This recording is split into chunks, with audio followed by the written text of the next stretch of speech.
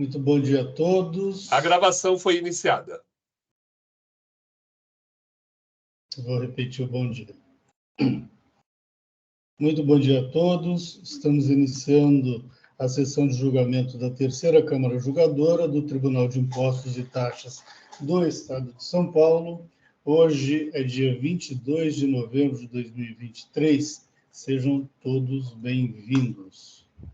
Hoje nós temos duas sustentações orais. Os contribuintes são Pompeia e Bosch. Pergunto aos patronos se alguém pede preferência. Doutora Alessandra e doutor Rafael Gregorini. Alguém pede preferência? Habilite o microfone e câmera, por favor. Eu gostaria, presidente. Perfeito, doutora Alessandra. Habilita a sua câmera, por favor. Habilito. Então, nós vamos iniciar pela... Só um minuto aqui. Pompeia S.A., relatora doutora Mara Caramico. Um minuto que eu estou abrindo aqui o processo. Uhum. Doutora Alessandra, a senhora abre mão do relatório? Sim, sim. Doutora Mara, só um resumo das acusações, por favor. Só um minutinho que eu estou tentando abrir aqui. Ok. Bom, eu vou ler as infrações, que, na verdade, acho que fica mais fácil. Se puder fazer um resumo, melhor ainda. Tá, o problema é que o voto foi feito há bastante tempo, então, às vezes eu não me lembro. Bom, são infrações relativas a crédito de imposto. A primeira creditou-se indevidamente do ICMS no período de janeiro de 2020 a 2021, devido a operações de entrada de mercadoria, gás liquefeito de petróleo, sujeito ao regime de substituição tributária. O contribuinte utilizou o valor do ICMS-ST, destacado na nota fiscal eletrônica, para crédito da operação.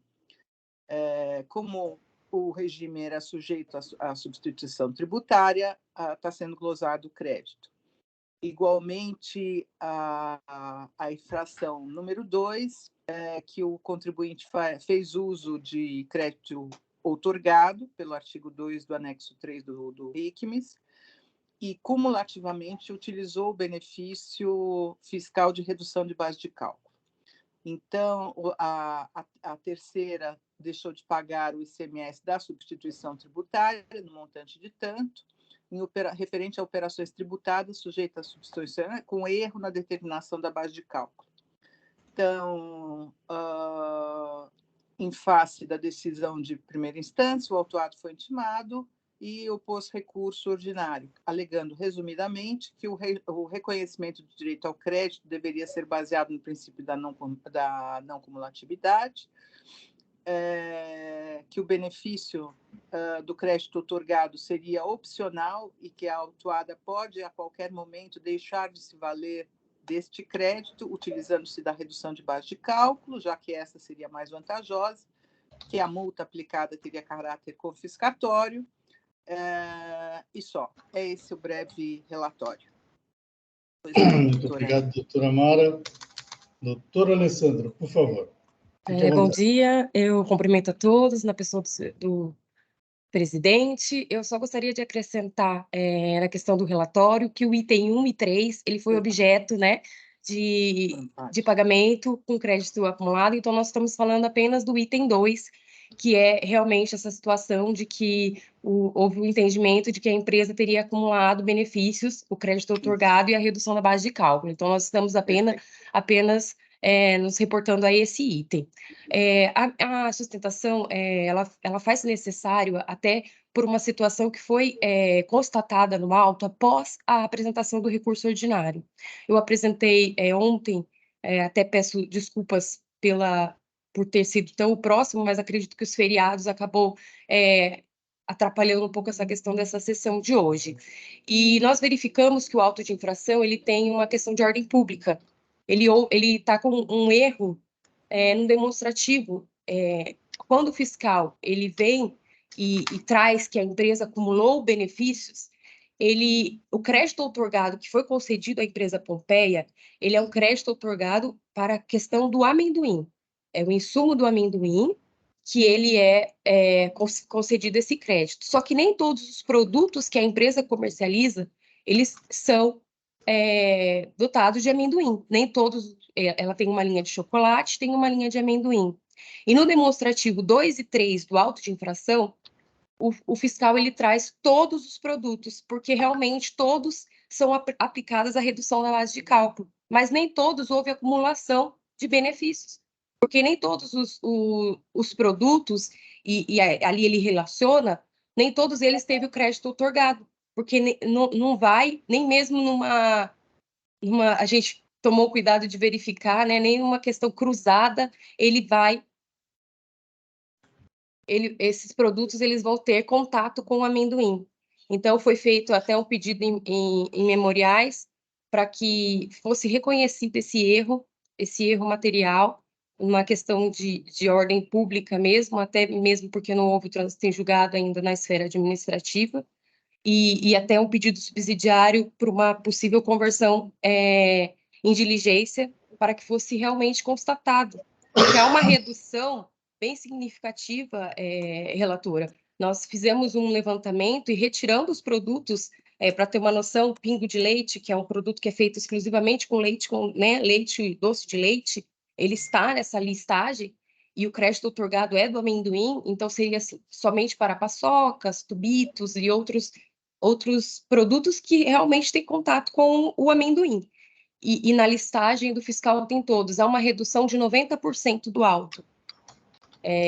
O valor que era de 1 milhão que ele apresenta como devido, ele cai para aproximadamente 90 e poucos mil.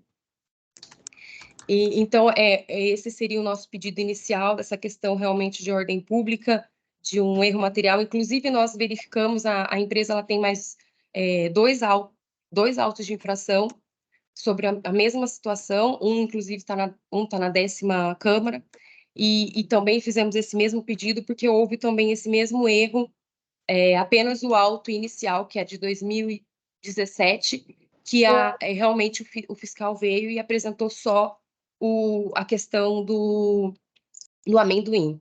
Foi feito, então, um auto para cada ano, né, da empresa, e o primeiro auto ele é de 60 mil, e os demais todos na faixa de 1 milhão e pouco, porque realmente acrescentam tudo isso.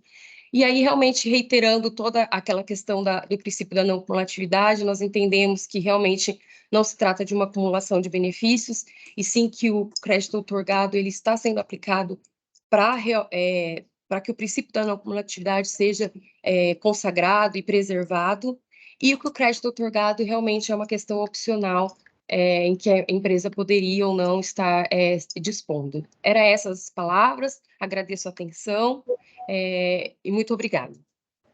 Ok, muito obrigado, doutora. Doutora Amara, algum questionamento à patrona, por enquanto? Deixa eu perguntar uma coisa. Eu não vi realmente essa sua manifestação, porque o processo já estava em pauta e a gente não tem, quando vai para a pauta, a gente não tem mais como verificar o que acontece. Foi juntado algum documento nesse sentido?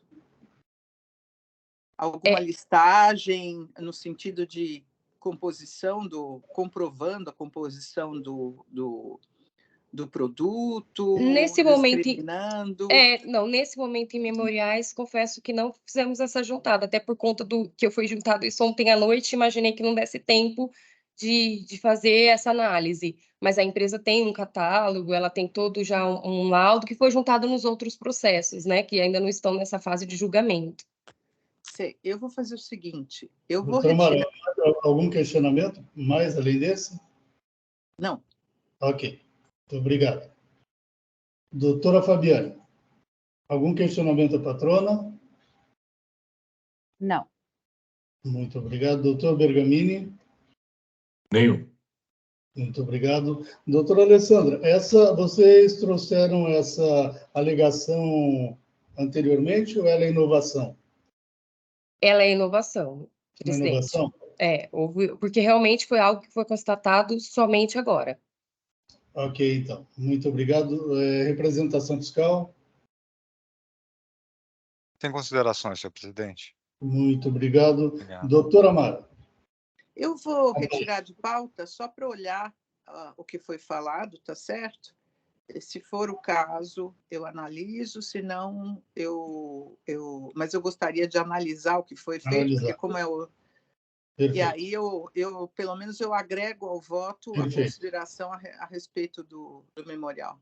A senhora quer que devolva para a agenda da pauta ou para o relator? Para a senhora.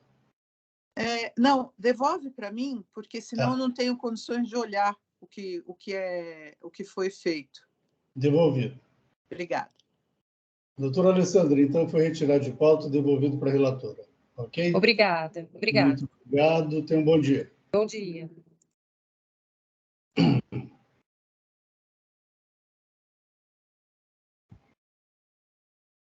O próximo processo é Bosch, relatora doutora Fabiane de Araújo Botequia. O patrono está presente. Bom dia, tudo bem? Bom dia, doutor Rafael. Agora sim, agora eu vejo. Doutor Rafael, o senhor abre mão do relatório? Abro sim, obrigado. Doutora Fabiane, por favor, só um resumo das acusações. Acho que é uma só, né? Sim, nesse auto de infração, ele tem um item, infrações relativas a documentos fiscais e impressos fiscais, deixou de emitir no período de abril de 2016 a dezembro de 2018, e antes de iniciada a saída das mercadorias, conforme detalhado nos demonstrativos, notas fiscais de remessa de mercadorias desembaraçadas por sua filial catarinense e remetidas para depositários diversos, localizados neste estado, que, nestes casos, atuaram equiparados a armazéns gerais, no valor de R$ 142.378.037, conforme se comprova pelas declarações prestadas pelo contribuinte e demais documentos juntados ao auto de infração. Essa é a infração. Muito obrigado, doutora Fabiane. Doutor Rafael, por favor, fique à vontade. Obrigado, senhor presidente. Obrigado, senhora relatora. Bom dia a todos e a todas novamente. Vou tentar ser bem breve aqui, mas até para pontuar, estamos aqui na condição de recorrida. A decisão de primeira instância ela já foi integralmente favorável, tanto para acatar as preliminares quanto ao mérito em si. Então, uma decisão que foi bastante elogiável, 100%, acatando 100% dos argumentos da hora recorrida. Até porque, senhores julgadores, de forma muito breve, aqui quem foi autuada foi a matriz da empresa que, de fato, operacionalizou as operações de importação. Então, até para contextualizá-los, a Bosch ela tem uma matriz em São Paulo, que é uma matriz que cuida 100% de atividades administrativas e comerciais, não tem qualquer tipo de importação, não tem qualquer tipo de industrialização de mercadorias. Então, é um escritório no estado de São Paulo. Ela foi autuada, só que as operações em si, as operações que deram ensejo a essa autuação, elas foram realizadas 100% pela filial que está situada em Santa Catarina. Então, o que a filial situada em Santa Catarina faz? Ela importa insumos 100% para sua própria fabricação lá no estado de Santa Catarina e comercializa no Brasil inteiro. Então, assim, a operação de importação, a operação de industrialização e a operação de comercialização, posteriormente à industrialização, é 100% realizada pela filial de Santa Catarina. E a operação de importação dos insumos, ela foi feita por aeroportos ou portos de São Paulo, até porque o próprio aeroporto de Santa Catarina emitiu um despacho, emitiu um ofício mencionando que eles não têm capacidade para receber aviões de grandes portes, de insumos que são importados de outros países. Então, tudo isso para dizer, senhores, que no final das contas a operação ela é bem simples. A filial catarinense ela importa por alguns portos ou aeroportos de São Paulo, ela faz aquela famosa consolidação de cargas, que nada mais é do que o cross-docking, ou seja, ela manda para alguma empresa que faz a consolidação e no mesmo dia todas as operações, todos os produtos são enviados para Santa Catarina para industrialização e posterior comercialização. O que o fiscal entendeu? Ele falou, olha, eu não consigo entender você, matriz de São Paulo, por que você não faz parte dessa importação, já que você está em São Paulo? e eu não consigo entender por que você não está nessa operação de industrialização. Então, assim, é até difícil defender esse auto de infração, porque é uma grande confusão, na verdade. E detalhe, senhores, nessa acusação que a matriz de São Paulo deveria fazer parte de alguma forma, deveria ter emitido nota fiscal em nome da filial de Santa Catarina, inclusive o auditor fiscal ele acusa essa operação de fraude, tá? Que foi o que mais nos chamou a atenção aqui. Mas, enfim, tudo isso para demonstrar que acho que foi um erro grave, um erro até, de certa forma, precário do auditor fiscal, porque, no final das contas, toda a operação é feita pela filial de Santa Catarina, a matriz não tem qualquer relação com essa operação, é uma operação simples de importação, em que toda a mercadoria é consolidada em algumas empresas aqui de São Paulo para remessa no mesmo dia para Santa Catarina. A empresa recorrida aqui não tem nenhuma relação com essas importações. Foi por isso, até mesmo que a decisão de primeira instância, ela reconheceu a preliminar de parte legítima no processo, que ela jamais poderia ser uma parte autuada. Ela reconheceu que todas as operações foram regulares, essa operação de importação, de consolidação das cargas para remessa no mesmo dia, lá para Santa Catarina, e que, obviamente, não houve qualquer comprovação, sequer menção no relatório fiscal acerca de fraude, de simulação. Existe apenas um parágrafo de que aquele 1% de multa máxima não poderia ser aplicado porque haveria indícios de fraude. Então, assim, a decisão de primeira instância foi impecável com relação a todos os argumentos que foram apresentados. Aqui, senhores, até para mencionar, antes da decisão de primeira instância, o julgador teve o cuidado de converter o julgamento em diligência, porque, assim, era tão absurda a acusação que ele queria esclarecimentos de quais eram as infrações que, de fato, teriam acontecido. A diligência foi realizada, e aí a representação fiscal, com o devido respeito, ela acaba alegando que aqui não haveria mais autonomia dos estabelecimentos, que o STJ, que essa questão do princípio das autonomias dos estabelecimentos estaria, entre aspas aqui, vou cotar o que a própria representação mencionou, estava perdendo força no STJ e no STF. Tudo isso para falar aqui. A matriz aqui em São Paulo, por mais que ela não tivesse qualquer relação com as importações ou com as industrializações, ela poderia sim ser autuada, porque o princípio da autonomia dos estabelecimentos estaria perdendo força na jurisprudência atual do STJ. Enfim, que não vou nem me alongar nos argumentos, porque provavelmente foi só um argumento para manter a discussão viva aqui. Tanto é, senhores, e aqui eu já vou me encaminhar para o final, que depois o próprio recurso de ofício da representação fiscal, ele sequer questiona os argumentos da decisão de primeira instância. Se os senhores olharem aí a manifestação da representação fiscal, não há nenhum questionamento com relação à ilegitimidade, que foi muito bem acatada pela decisão de primeira instância, e não há nenhum argumento com relação à questão da fraude ou simulação. A representação fiscal, e de novo, com todo respeito, porque eu imagino que seja difícil sustentar um auto de infração tão precário dessa forma, ela simplesmente menciona que as operações poderiam estar incorretas porque as empresas que fazem o cross-docking ali, a consolidação das cargas, elas possuem KNAI de armazém, que daria para interpretar que se ela é armazém, aí sim teria que ter emitido nota fiscal, enfim, é uma forma aí de tentar defender o auto de infração, mas a realidade é que, assim, a operação de cross-docking ela é totalmente legítima, de novo, é aquela operação que simplesmente consolida a carga e no mesmo dia os produtos são remetidos para fora do estado de São Paulo. O fato de algumas dessas empresas possuírem KNAI secundário de armazém não tem nenhuma influência na operação de cross-docking. Então, senhores julgadores, aqui de forma muito breve, é uma operação que foi autuada sem muita base legal, para não dizer nenhuma. Essa acusação de simulação e fraude era no mínimo precária. A decisão de primeira instância ela foi novamente impecável com relação ao acatamento de todos os argumentos, tanto é que a própria representação não questiona grande parte dos argumentos que foram acatados pela decisão de primeira instância.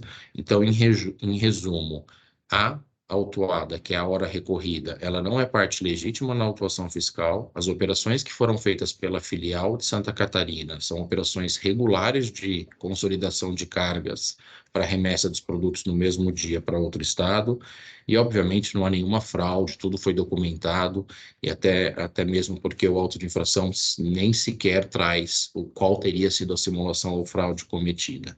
E com base nesses argumentos, senhores, a gente pede aí o improvimento do recurso de ofício para que a decisão de primeira instância ela seja mantida integralmente e que as operações, aí, as autuações, os débitos sejam definitivamente cancelados.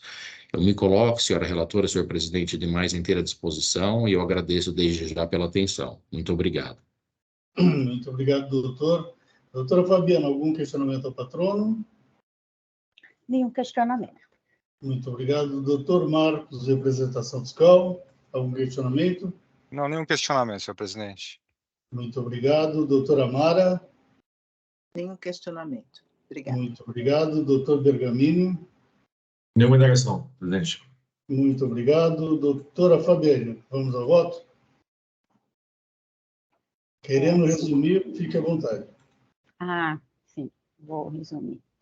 Bom, então, como o patrono já destacou, na sustentação oral, a decisão de primeira instância julgou improcedente o auto de infração, acolheu a preliminar de legitimidade de eleição do sujeito passivo, e julgou quanto ao mérito também. Quanto ao mérito, entendeu que a acusação não encontra procedência, seja em relação às normas que regem o sistema tributário paulista, seja por ausência de comprovação dos fatos alegados de que a armazenagem identificada pela fiscalização não restou comprovada nos autos, não há demonstração entre as cargas entrantes no armazém geral equiparado e a sua saída, o prazo no local. A decisão de primeira instância mencionou as DIs, os documentos juntados, analisou a questão do cross-doc, e também mencionou respostas da consultoria tributária, no sentido de que a operação de cross-docking, através de hubs logísticos para consolidação de carga, não encontra proibição na legislação paulista, sendo reconhecida como parte de procedimentos de coleta e entrega de cargas pelas transportadoras. Bom, em resumo, eu entendo que não há reparo a fazer na decisão de primeira instância, tá? A decisão de primeira instância, na minha opinião, está correta. Eu transcrevo as fundamentações do julgador, transcrevo as respostas de consulta que ele mencionou na decisão de primeira instância. Entendo que da análise dos autos, de fato, não restou comprovada a infração indicada pela fiscalização, e a lei da armazenagem mencionada pela fiscalização não ter sido comprovada nos autos, não houve demonstração entre as cargas que teriam entrado no armazém geral, nos armazéns mencionados, sua saída, o prazo de armazenagem, e em contraponto, a autuada trouxe a informação do cross-doc e toda a argumentação, inclusive que vai ao encontro das respostas de consulta. Entendo que, ao contrário do entendimento da douta diretoria da representação fiscal, o fato das empresas de transporte envolvidas nas operações serem detentoras do Código de Atividade de Armazém Geral não são suficientes para comprovar a infração imputada à autuada, e, como observou a decisão de primeira instância, a questão já foi analisada pela consultoria tributária, verifiquei que essas respostas de consulta estão divulgadas no portal da Secretaria da Fazenda e Planejamento na internet. Cito que, de acordo com o artigo 524, parágrafo 2º do RICNS 2000, a Secretaria da Fazenda divulga o teor de respostas de consulta para orientar os demais contribuintes. Então, em resumo, eu conheço do recurso de ofício e nego o provimento, mantendo a decisão de primeira instância por seus próprios fundamentos. É como voto, presidente. Muito obrigado, doutora Fabiane. Doutor Marcos, representação fiscal. Sem considerações, senhor presidente. Muito obrigado, doutora Mara. Também não. Muito obrigado, doutor Bergamini. Nada a acrescer. Muito obrigado, eu também não tenho consideração. Encerrando o debate. Quórum.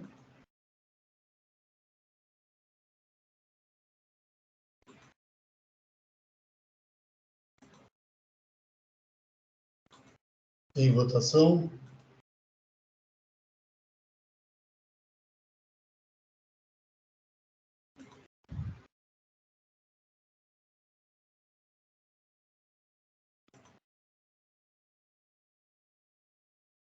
Encerrando a votação.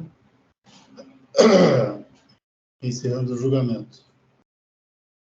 Doutor Rafael, então foi negado provimento ao recurso de ofício. Muito obrigado e tenha um bom dia. Eu que agradeço. Bom dia a todos e a todas. Boa semana. Boa semana. Bom dia. Próximo processo. Colgran. Eu sou relator. Eu já enviei o voto para vocês.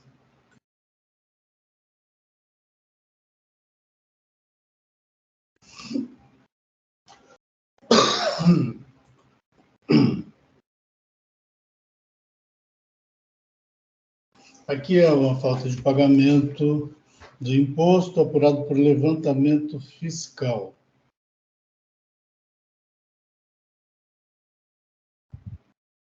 Você está na Gogran ou na Stenfield? Colgran. Golgran. Certo. Perfeito?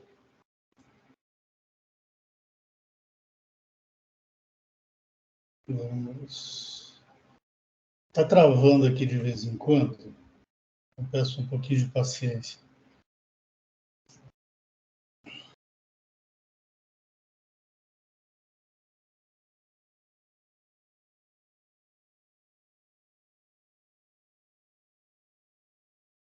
Bom, como vocês viram no meu voto, eu estou indeferindo o pedido de provar o legado por todos os meios, etc. e tal, aplicação do artigo 19 da Lei 13.457. No coisa da alegação recursal de que não há incidência em imposto de deslocamento de mercadorias, aqui é levantamento fiscal. É conta de mais e de menos.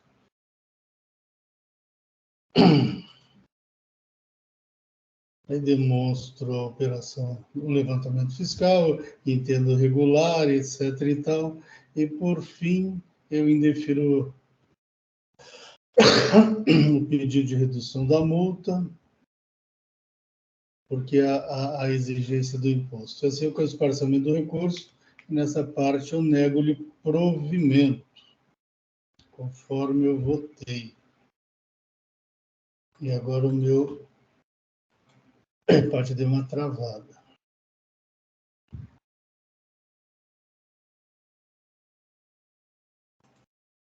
Muito bem, então é isso.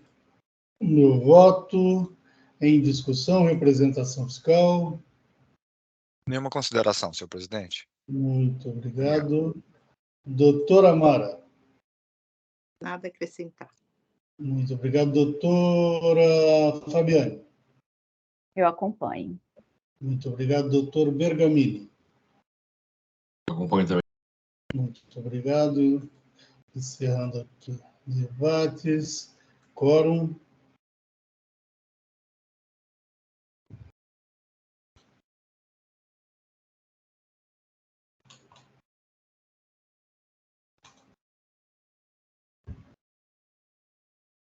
Em votação.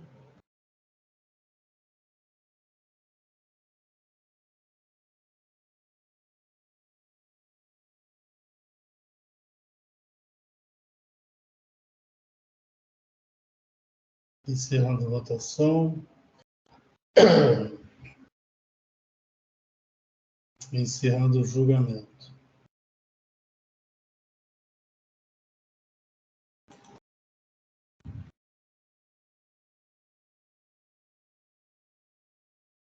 O próximo processo é Steinfeld. Eu também já antecipei o voto para os membros da Câmara.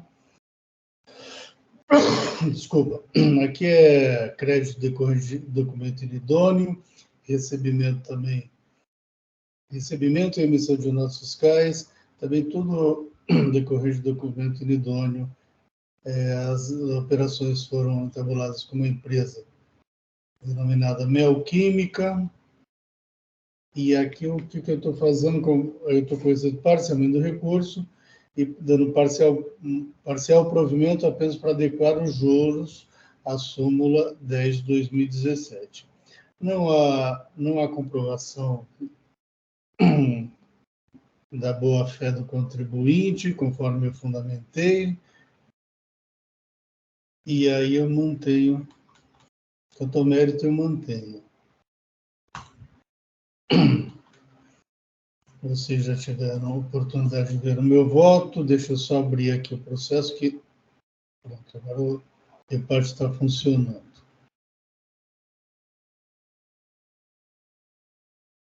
Muito bem, então eu abro a discussão. Representação fiscal. Sem considerações, senhor presidente. Muito obrigado. Obrigado. Doutora Amara. Nenhuma consideração. Acompanhe. Muito obrigado. Doutora Fabiana. Acompanhe. Muito obrigado. Doutor Adolfo. Acompanho também. Muito obrigado.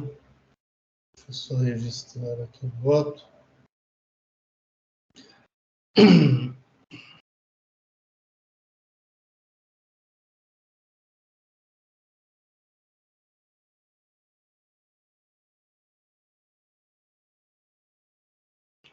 Quórum.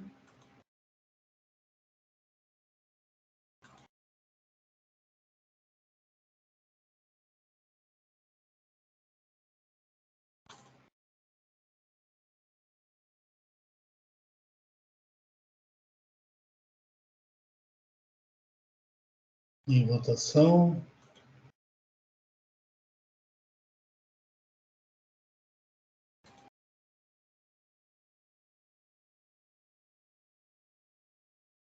Encerrando a votação.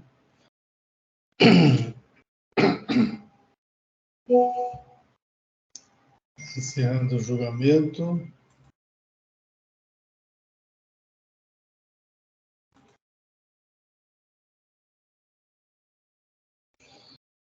Bom, com isso concluímos a nossa pauta de hoje e estamos encerrando a sessão de julgamento da terceira Câmara Julgadora do Tribunal de Impostos e Taxas do Estado de São Paulo. Hoje é dia 22 de novembro de 2023. Muito obrigado a todos que nos acompanharam e até uma próxima. Bom dia.